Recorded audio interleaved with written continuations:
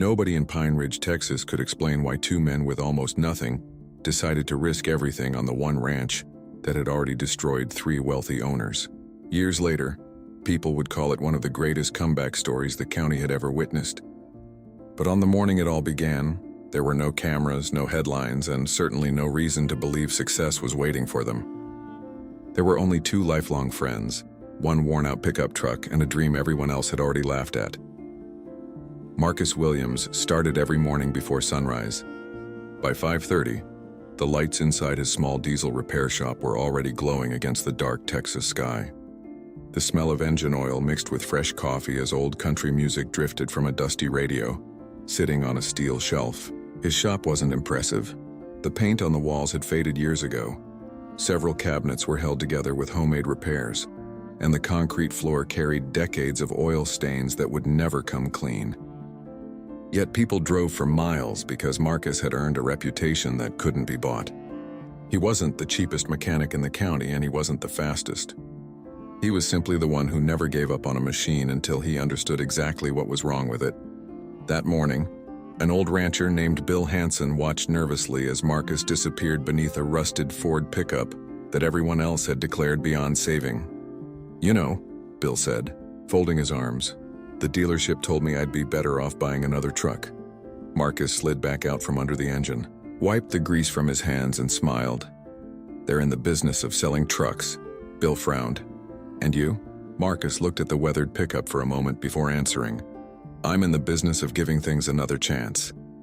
Less than an hour later, the engine came alive with a deep, steady rumble. Bill's face lit up like a kid on Christmas morning. "I don't know how you keep doing this," Marcus handed him the keys. "I listen before I replace." Bill laughed as he climbed into the truck. "You always make it sound easy." Marcus watched the truck disappear down the dusty road before turning toward the wide stretch of ranchland across the highway. Dry grass rolled endlessly beneath the bright Texas sun. Most people saw empty land. Marcus saw possibility. Every abandoned fence, every broken windmill, every forgotten barn reminded him that failure usually wasn't permanent. Sometimes all it needed was someone willing to stay when everyone else walked away. Across town, Jake Carter was finishing another job. Standing on the roof of an aging horse barn, he carefully secured the final cedar board before climbing down his ladder. The ranch owner, an elderly widow named Helen Brooks, smiled as she looked at the restored building. "My husband wanted to tear this whole barn down before he passed," she said quietly. Jake brushed the sawdust from his jeans. "I'm glad you didn't." Helen ran her hand across the smooth wooden wall. "Most contractors told me rebuilding would have been cheaper." Jake looked toward the old structure. "Maybe. Then why save it?" He smiled.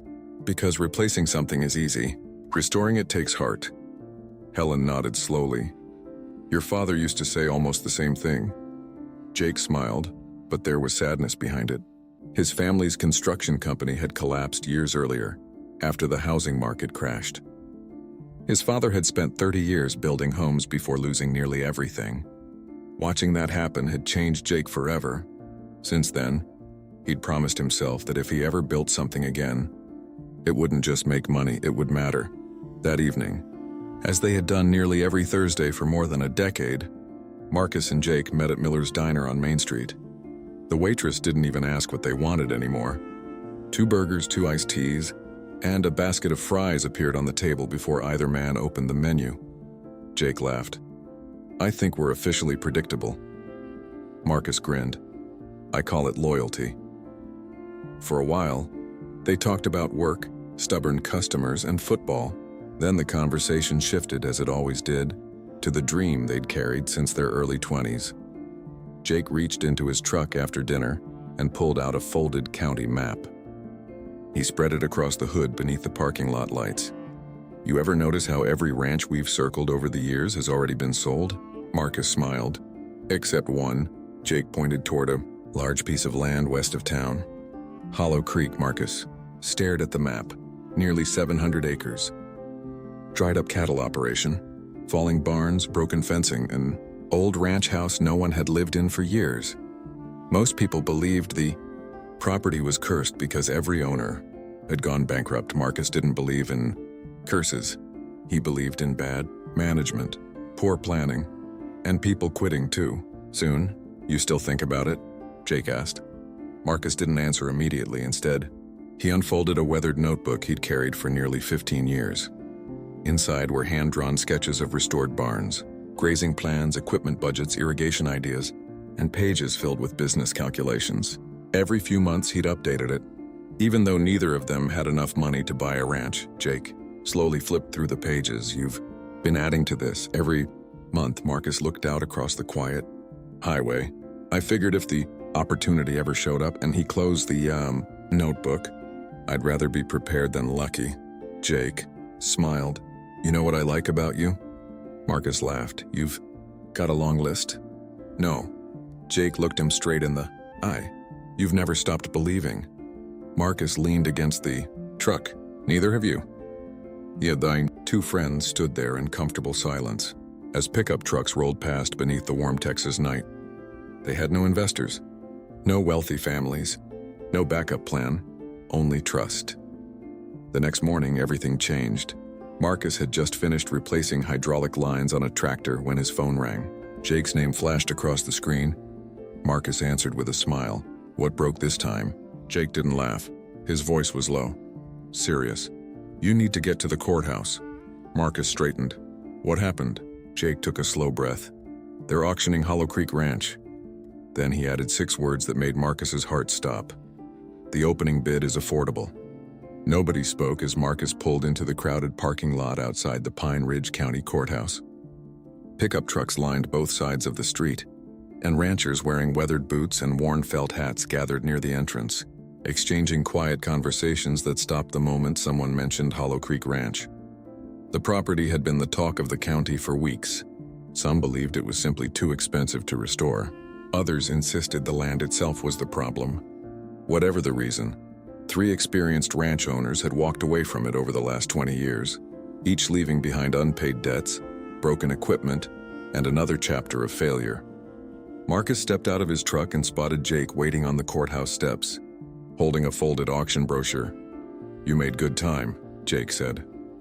Marcus looked toward the crowd gathering inside. I didn't think this many people would show up. They're curious, Jake replied. Most of them aren't here to buy it. They're here to watch someone else make a mistake. The words lingered between them as they entered the building. Inside, the atmosphere felt heavier than either of them expected. Local bankers, cattle ranchers, investors, and real estate brokers filled nearly every seat. Conversations echoed across the room until the auctioneer walked to the front and tapped the microphone. Ladies and gentlemen, thank you for attending today's county land auction. The room gradually fell silent. Our final property this morning is Hollow Creek Ranch. A large aerial photograph appeared on the projector screen behind him. Even after years of neglect, the ranch was breathtaking. Rolling hills stretched toward the horizon. Weathered barns stood beneath towering oak trees, and a winding creek bed cut through the middle of the property. It was easy to imagine what it had once been. The auctioneer continued. 687 acres, existing livestock facilities, primary residence, 3 equipment barns, original water infrastructure. Property sold as is. A quiet chuckle came from somewhere in the audience. As is, someone muttered. That's one way to say it's falling apart. A few others laughed. Marcus kept his eyes on the photograph. He wasn't looking at what the ranch had become. He was imagining what it could be again. The auctioneer announced the opening. Bid. A few investors raised their paddles almost. Immediately, the price climbed. Steadily, Marcus remained still. Jake leaned closer. We wait. Marcus nodded. The bidding slowed. One investor dropped out, then another. The room became noticeably quieter as the numbers climbed beyond what most local ranchers were willing to risk. Finally, only one bidder remained. A real estate developer from Dallas.confident.com. Clearly expecting no competition, the auctioneer looked around the room. Any higher bids? Silence. Jake glanced at Marcus. This is it? Marcus took a slow breath. Everything they had worked for, every dollar they had saved, years of overtime, skipped vacations, old trucks instead of new ones, second-hand tools, late nights, early mornings. Every sacrifice had brought them to this single moment. Marcus slowly raised his paddle. The room turned. The auctioneer smiled. "I have a new." But the developer looked over his shoulder, surprised to see two ordinary working men sitting near the back. He smiled politely, almost as if the bid didn't matter. Then he raised his paddle again. "The price increased," Marcus answered. So did the developer, back and forth. The room grew quieter with every bid. Jake leaned toward Marcus. "We're almost at our limit," Marcus already knew. He had memorized every number in their savings account, every loan they had qualified for, every dollar they could safely risk. The developer raised his paddle once more.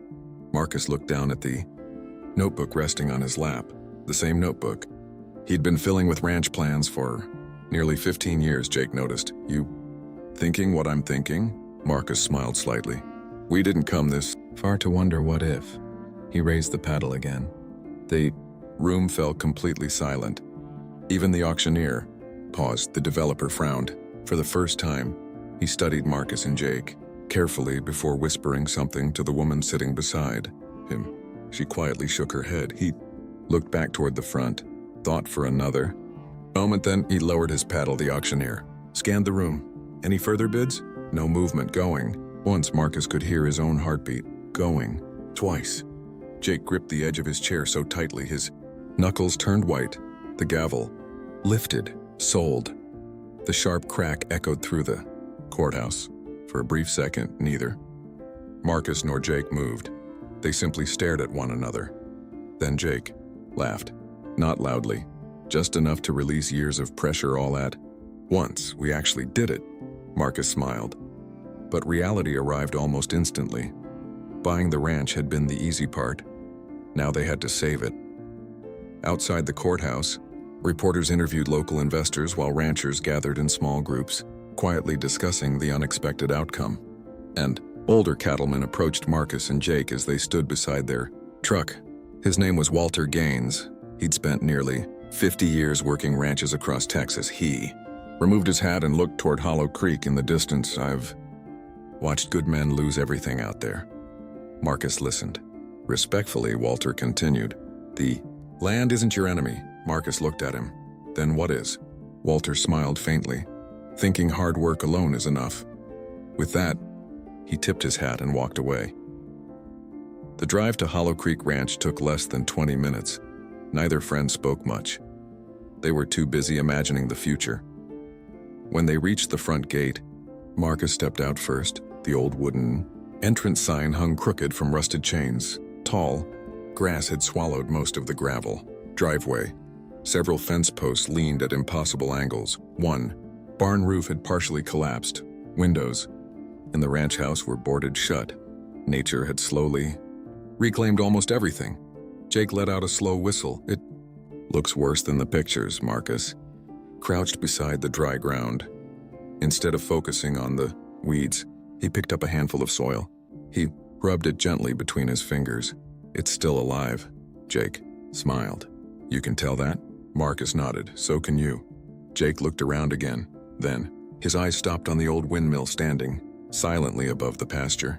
"If we can make that turn again," Marcus finished the sentence, "this ranch might have a chance." The afternoon sun dipped lower as the two friends walked deeper into the property, taking in every broken fence, every rusted gate, and every abandoned building. Most people would have seen years of failure. Marcus and Jake saw the first page of a brand new beginning, but neither of them noticed the fresh tire tracks leading toward the back pasture or the black SUV parked just beyond the tree line. Someone else hadn't given up on Hollow Creek Ranch, and they weren't about to let Marcus and Jake rebuild it without a fight.